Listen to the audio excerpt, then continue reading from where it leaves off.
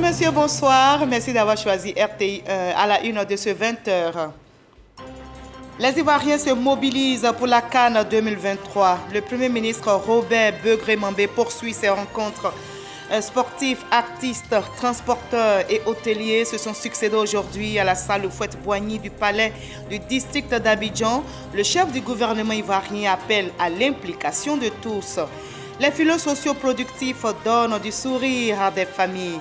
Et grâce à ce programme de lutte contre la pauvreté mis en place par le gouvernement ivoirien en 2015, 327 000 ménages subviennent à leurs besoins.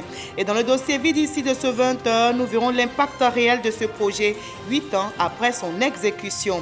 Au plan militaire, la Côte d'Ivoire et la Norvège scellent un partenariat. Le ministre ivoirien des Affaires étrangères, Adom Kakouadja, s'est entretenu aujourd'hui avec l'ambassadeur de la Norvège dans notre pays. Un accord a été signé pour renforcer les capacités des militaires ivoiriens. À Dubaï, les travaux de la COP28 consacrés au climat se poursuivent. Le ministre ivoirien Assaoré Konan Jacques et ses pairs africains chargés de l'environnement ont évoqué entre autres les changements climatiques. Ils ont fait le bilan et suggéré des pistes de solutions pour limiter le réchauffement de la planète. Soyez les bienvenus sur RTI 1. Les Ivoiriens se mobilisent pour la CAN 2023. Le Premier ministre Robert Begré-Mambé poursuit ses rencontres pour une très belle fête. Ce vendredi, donc, sportifs, artistes, transporteurs et hôteliers se sont succédés à la salle Houphouët-Boigny du palais du district d'Abidjan et tous s'engagent à contribuer à l'organisation de la CAN que notre pays accueille pour la deuxième fois de son histoire. On y reviendra. Le CNDH dévoile son rapport 2022 aux députés. Dans les locaux de l'Assemblée nationale, Namizata Sangaré, présidente de l'institution, a exposé sur la situation des droits de l'homme dans notre pays pour l'année 2022 et il en ressort, entre autres, plus de 900 cas de violences basées sur le genre, des faits d'insécurité ayant causé plus de 21 000 victimes d'accidents de la route. Konaté Moussa, Bernabé Konan, le reportage. Namizata Sangaré à la tribune de l'Assemblée nationale. La présidente du Conseil national des droits de l'homme présente le rapport 2022 de son institution aux députés. Plusieurs sujets liés à la protection des droits de l'homme contenus dans le rapport, au nombre desquels la question des violences basées sur le genre. Du 1er janvier au 31 décembre 2022, le CNDH a enregistré 913 cas de violences basées sur le genre, composés de la façon suivante. 198 cas de viol, 140 cas de violence psychologique, 230 cas de violence physique, 218 cas de déni de ressources, 32 cas de mariage forcé et précoce, 33 cas d'agression sexuelle. Le rapport 2022 du CNDH mentionne également l'activité des cliniques privées en Côte d'Ivoire. Sur un total de 1464 structures sanitaires privées à l'intérieur du pays, seules 343 ont une existence légale, 99 exercent avec un agrément provisoire et 1022 ne disposent d'aucun document administratif et exercent dans l'illégalité. Plusieurs cas d'insécurité routière sont relevés dans le rapport 2022 du CNDH. On note plus de 12 000 cas d'accidents de la circulation enregistrés en 2022, dont 1200 décès et 21 000 blessés. Namizata Sangaré exhorte les élus de la nation à accompagner le CNDH dans sa mission de protection et de promotion des droits de l'homme en Côte d'Ivoire. Et je vous conduis dans l'autre chambre du Parlement ivoirien. Vous allez le voir, les sénateurs, membres de la Commission des affaires économiques et financières, ont reçu le ministre des Finances et du Budget, Adama Coulibaly. Il leur a présenté le projet de loi portant règlement du budget de l'année 2022 et l'état d'exécution des finances a été validé. Kader Sogodogo. L'État de Côte d'Ivoire fait le bilan de l'exécution de ses finances au titre de l'année 2022. C'est le ministre des Finances et du Budget, Adama Coulibaly, qui a sorti la calculatrice devant le sénateur Mamadou Cissé et ses collègues de la Commission des affaires économiques et financières du Sénat. Des opérations d'aménagement, notamment le renforcement du dispositif de défense et de sécurité, l'organisation de la Coupe d'Afrique des Nations de football, de plus de 457 milliards de francs CFA, ont modifié le budget pour le faire passer d'environ 10 735 milliards de francs CFA à 11 191 milliards 589 267 969 francs CFA. Adama Coulibaly était également porteur de 2 autres projets de loi sur les plafonds des avals et garanties accordées par l'État et le livre de procédure des recettes non fiscales. Pour le premier projet de loi, il s'agit d'assurer plus de transparence dans la collecte des recettes non fiscales. Le deuxième projet de loi, je l'ai dit, c'est l'augmentation, de l'aval que l'État a accordé à la Côte d'Ivoire Énergie, qui mène 2 projets notamment qui sont d'importance majeure, notamment le programme national d'électrification rurale et le programme d'électrification pour tous. Pour le troisième projet de loi, il portait, comme je l'ai dit, sur la loi de règlement du budget 2022. Avec, le vote de cette loi, aujourd'hui, nous pouvons dire que toutes les actions qui ont été menées en 2022 ont été donc confirmées. L'État a eu cutus sur la bonne gestion financière du budget 2022. La clôture des comptes de l'année 2022 ouvre le vote des budgets ministériels par le Sénat. Au plan militaire à présent, la Côte d'Ivoire et la Norvège scellent un partenariat. Le ministre ivoirien des Affaires étrangères, Adam Kakuwaja, s'est entretenu aujourd'hui même avec l'ambassadeur de la Norvège en Côte d'Ivoire. Un accord a été signé pour renforcer les capacités des militaires ivoiriens. Michel Digri. C'est une signature de protocole d'accord qui fera bouger les lignes de la coopération militaire entre la Côte d'Ivoire et la Norvège, un instrument important pour les 2 États qui, dans sa mise en œuvre, vise à régir le statut du personnel des forces armées norvégiennes qui seront déployés sur le territoire ivoirien. Le ministre des Affaires étrangères, Adam Kakuwaja, donne les enjeux de ce protocole d'accord. La Norvège a voulu... dans le cadre du renforcement de notre coopération, stationner des troupes ici comme un élément complémentaire ou supplémentaire dans la chaîne des coopérations que nous avons. Et nous en sommes heureux et fiers.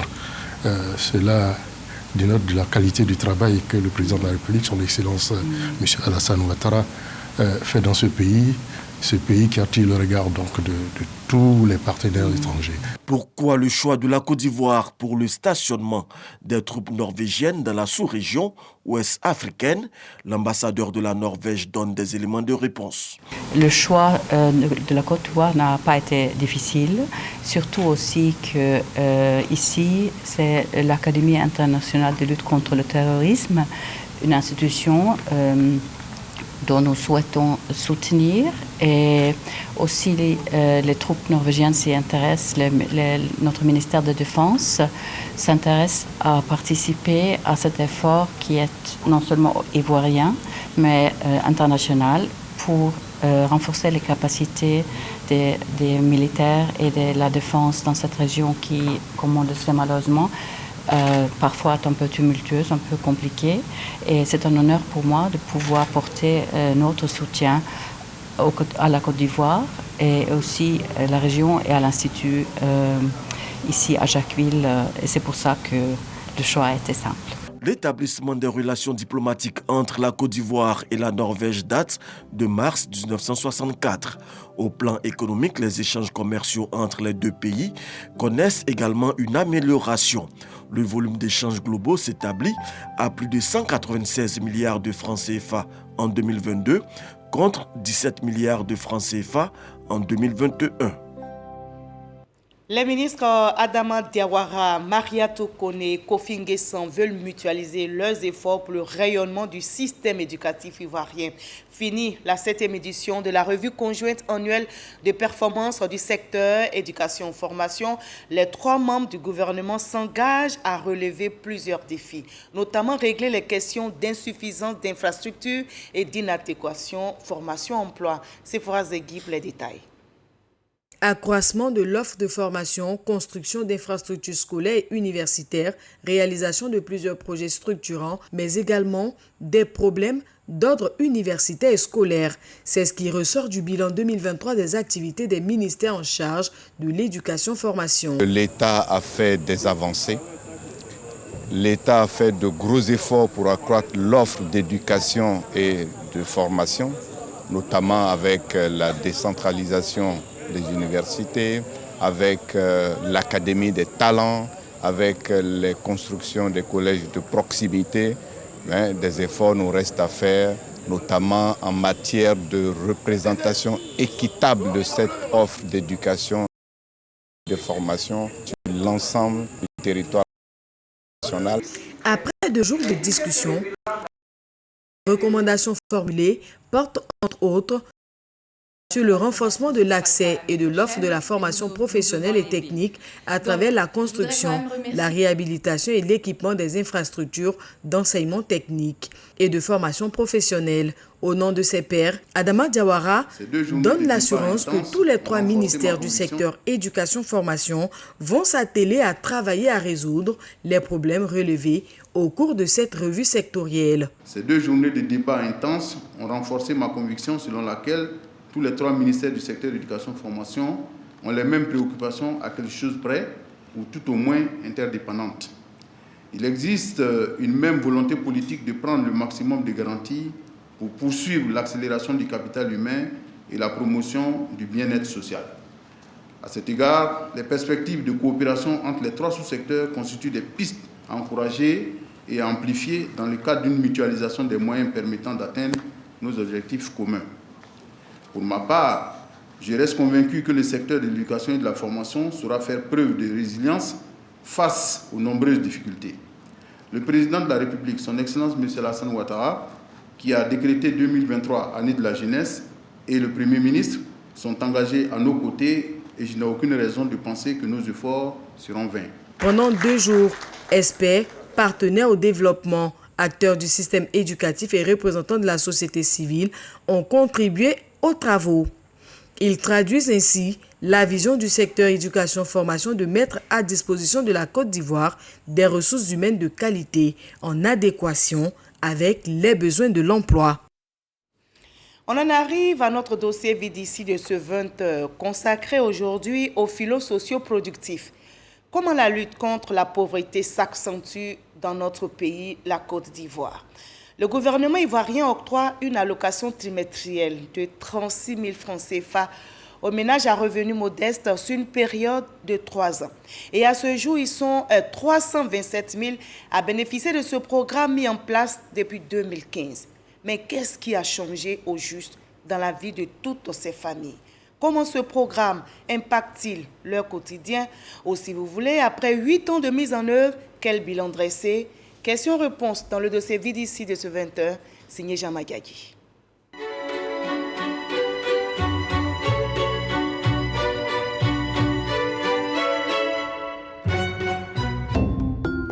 À l'ouest de la Côte d'Ivoire, la ville de Mans. Ce matin-là, c'est jour d'achat pour Madjomondé et son fils. Cette mère vient procurer à son garçon des fournitures scolaires. La rentrée va se démarrer, kit de 3e. Sac, cahier, tout le petit nécessaire qu'elle paye comptant, 15 000 francs CFA. Une somme que la quinquagénaire peut aujourd'hui se permettre de débourser, car il fut un temps où celle-ci lui aurait semblé bien trop élevée. Sa famille et elle vivaient alors en dessous du seuil de pauvreté. C'était très très difficile. Pour payer la scolarité de mes enfants comme ça, c'était pas facile. La nourriture, bon, peut-être une fois par jour. Et le 29 décembre 2020, j'ai reçu de l'argent de la part de filières sociaux. Les filets sociaux, un programme initié par le gouvernement ivoirien et la Banque mondiale pour venir en aide aux familles défavorisées et démunies. Celles vivant en situation d'extrême pauvreté, c'est-à-dire avec moins de 350 francs CFA par jour. Tu vas envoyer pour la beauté, quartier académie, là, 20 paquets. Madjomondé a été sélectionné au terme d'une minutieuse enquête menée par les agents du programme sur le terrain. Tous les 3 mois, elle reçoit une aide financière de 36 000 francs CFA, ce qui lui a très vite permis de sortir la tête de l'eau. L'activité marche, parce que souvent je peux faire au moins les 70 paquets par jour, 100 paquets par jour. Hier, comme ça, j'ai fait 120 paquets par jour. Parce qu'après le carburant, je peux me retrouver à 70 000. Grâce à cette aide financière, Madjoumonté s'est lancée dans la vente d'eau en sachet. Elle a pu, avec l'encadrement que lui a apporté le programme des filets sociaux, accroître ses revenus. Équipée désormais de cette machine dans sa charge et d'un tricycle pour faciliter la livraison auprès de ses clients revendeurs. De 35 000 ménages ayant bénéficié de l'inclusion financière en 2017, ce sont plus de 227 000 foyers qui étaient déjà concernés par le programme des filets sociaux en 2022. Un programme qui aujourd'hui couvre l'ensemble des 31 régions de la Côte d'Ivoire, incluant 3 498 villages et 108 communes, chefs-lieux de départements concernés.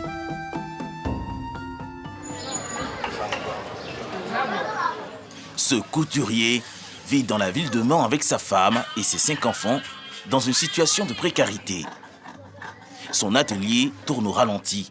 Sélectionné pour intégrer le programme des filets sociaux, il a pu booster son activité. Uniquement dans la ville de Mans, ils sont plus de 700 bénéficiaires répartis entre 5 quartiers urbains et 9 villages. L'aide octroyée grâce aux filets sociaux s'étend sur une durée de 3 ans à des hommes et des femmes qui sont suivis toutes les semaines de leur admission dans le programme par des agents communautaires. Bonjour, monsieur Amar. Ah, on dit quoi? L'épargne fait partie des points clés pendant nos formations avec les bénéficiaires. On leur a même enseigné le budget familial.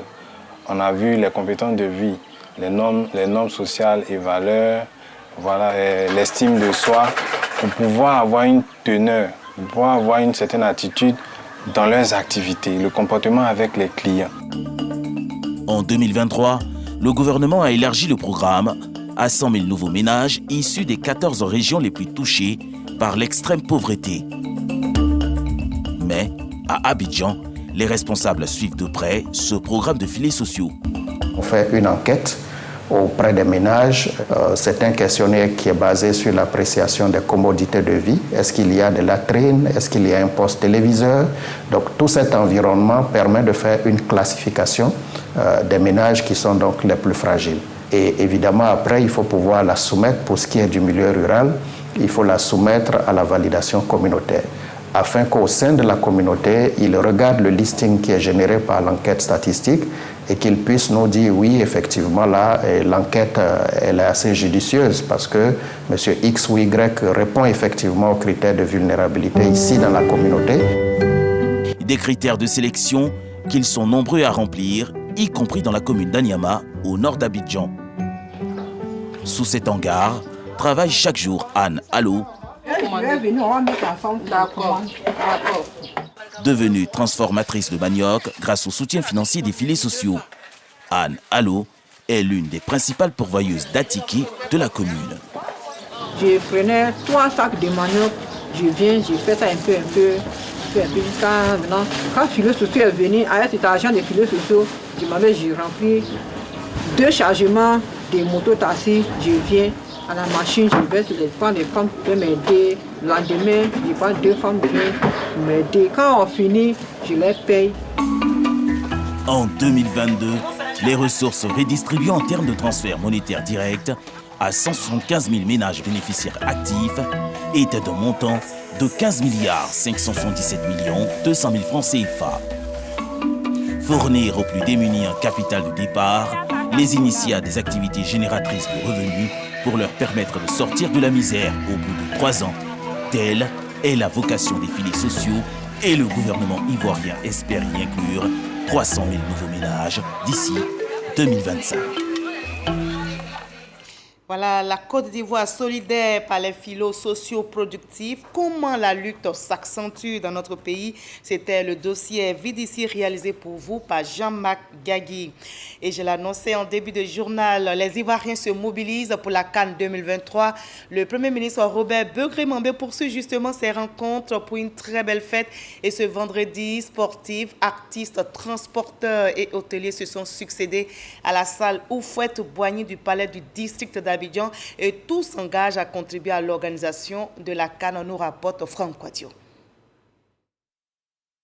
Le compte à rebours pour la réussite du pari de la mobilisation autour de la CAN 2023, la CAN de l'hospitalité est lancée.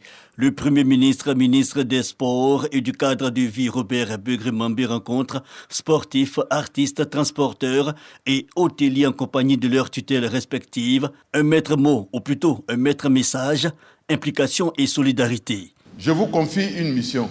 Je vous demande chacun dans le quartier où il se trouve de mobiliser les Ivoiriens pour dire que cette fête, c'est pour nous tous. Cette fête, c'est pour les Ivoiriens. Cette fête, c'est pour les Africains. Mais cette fête, on doit la réussir ensemble. Ensemble. Donc soyez nos porte-voix dans les quartiers où vous vous trouvez. Voici la première mission que je voudrais vous confier ce matin. Et tous répondent à présent. Les gloires du football, leur voix portée par Rio Martial, sélectionneur vainqueur de la CAN 92, les artistes mobilisés autour de Kou Michel, Guy Kalou et Patéo, sans oublier les transporteurs et le secteur de l'hôtellerie. Occasion pour ces acteurs de la vie sociale de remercier le gouvernement ivoirien, mais aussi de faire des propositions et surtout de marquer leur engagement corporatiste.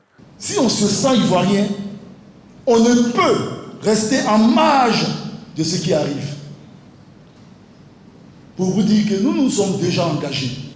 De San Pedro à Yamoussoukro, de Yamoussoukro à Bouaké en passant par Koro, où nous sommes rentrés hier, le message est le même. Le sens de la responsabilité. Voilà les engagements que nous avons pris. L'entretien du véhicule. Voilà les engagements que nous avons pris. Au-delà de la partie financière, ce que nous avons en tête aujourd'hui, c'est l'image de notre pays. C'est ça, monsieur le Premier ministre. Le corps social mis à contribution. Au nom du chef de l'État, le Premier ministre réitère l'accompagnement des plus hautes autorités envers ces héros de l'ombre. Leurs propositions seront prises en compte. Sollicitations mais aussi actions. À cette 34e édition de la CAN, les gloires du sport bénéficieront du maillot tricolore personnalisé et même de places en tribune réservées jusqu'à la finale. Pareille disposition pour les artistes, les transporteurs et les hôteliers. Une façon pour le gouvernement de mettre les bouchées doubles et mobiliser encore et encore toutes les énergies pour l'engouement populaire autour de cette Coupe d'Afrique des Nations. Et en attendant la fête, on s'attaque à un phénomène, l'orpaillage illicite. Et cela fait perdre à la Côte d'Ivoire 700 milliards de francs CFA chaque année selon les autorités. Le gouvernement veut donc mettre fin à ce mal qui tue l'économie ivoirienne. Une campagne nationale de sensibilisation est annoncée pour dénoncer justement l'orpaillage illicite. Le ministre Mamadou Sangafoua Coulibaly est sur le terrain, comme nous le disent nos reporters sur place. Chambre nationale des rois et chefs traditionnels de Côte d'Ivoire, Yamoussoukro. Le ministre des Mines, du Pétrole et de l'Énergie, Mamadou Sangafoua Coulibaly, avec à ses côtés le président de la Chambre nationale des rois et chefs traditionnels, est face au directoire de l'institution. Il vient lancer officiellement la campagne nationale de sensibilisation contre l'orpaillage illicite. Le phénomène tue l'économie du pays. 142 tonnes d'or sortent illégalement du sous-sol ivoirien. La perte est estimée à 700 milliards de francs CFA pour l'État de Côte d'Ivoire. Ce n'est pas tout. Les dégâts environnementaux sont énormes. Nous sommes ici pour affirmer haut et fort que nous pensons qu'on ne peut pas trouver de solution sans l'implication des chefs, des rois et chefs traditionnels de notre pays. Nous sommes ici ce matin pour bénéficier de vos conseils, mais aussi de vous voir, nous soutenir et vous impliquer plus que par le passé pour permettre à tout le monde de jubiler ce phénomène. Une démarche saluée par la Chambre des rois et chefs traditionnels qui adhèrent à la lutte. Monsieur le ministre, soyez convaincus que votre volonté d'intégrer la chefferie traditionnelle dans la lutte contre l'orpaillage illicite réjouit le directoire de la CNRCT qui adhère sans hésiter à cette initiative. La rencontre de ce jour est un gage de réussite qui permettra de dégager de nouvelles voies de progrès. La Côte d'Ivoire exploite annuellement 50 tonnes d'or. La campagne de sensibilisation va visiter tout le pays. La répression avec. Reportage réalisé pour vous par Kader Sogodogo et Yannick Konaté.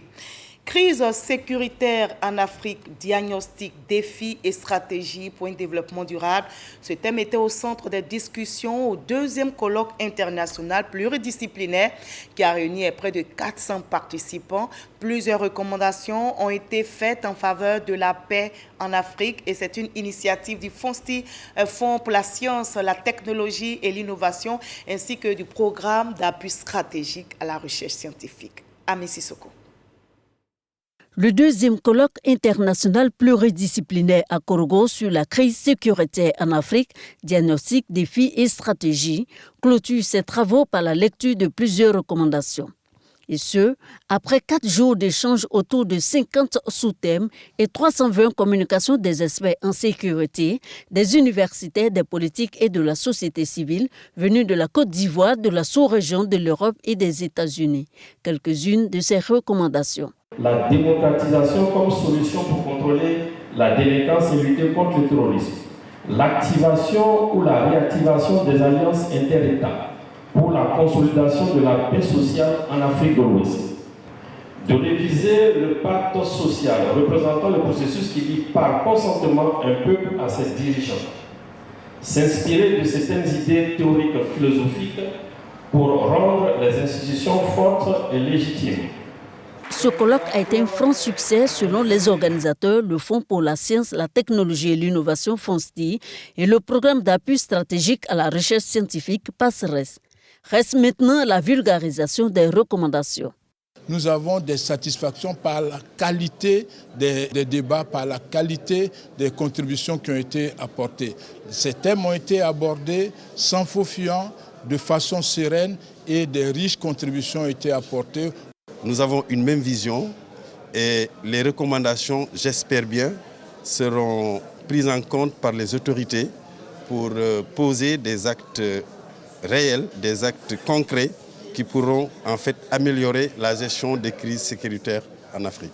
Quand je vais repartir, je dois déposer une communication pour dire au gouvernement burkinabé que j'ai participé au colloque, voici les fruits du colloque, voici les orientations du colloque. Certaines recommandations qui ont été arrêtées ici seront portées au niveau mondial parce que nous voulons influencer même le politique. Le FONSTI et le PASSERES souhaitent que les recommandations formulées soient transformées en résolutions pour les pays africains afin que les crises sécuritaires soient définitivement maîtrisées pour laisser place au développement. Les meilleurs communicants de ce deuxième colloque international pluridisciplinaire dans la capitale du Poro ont été distingués.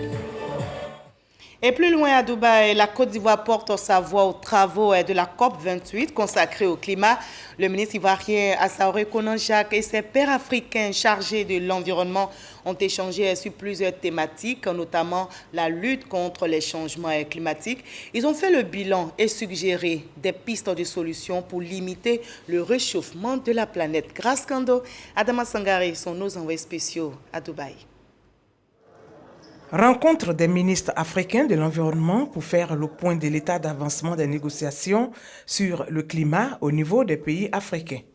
Entre autres sujets abordés, les pertes et dommages liés aux effets néfastes des changements climatiques, l'adaptation, l'atténuation et le transfert des technologies innovantes. Il est bon que l'Afrique puisse parler d'une voix, c'est capital, mais également c'est la première COP que nous avons ce bilan mondial et ce bilan mondial au moment où je vous parle n'est pas bon.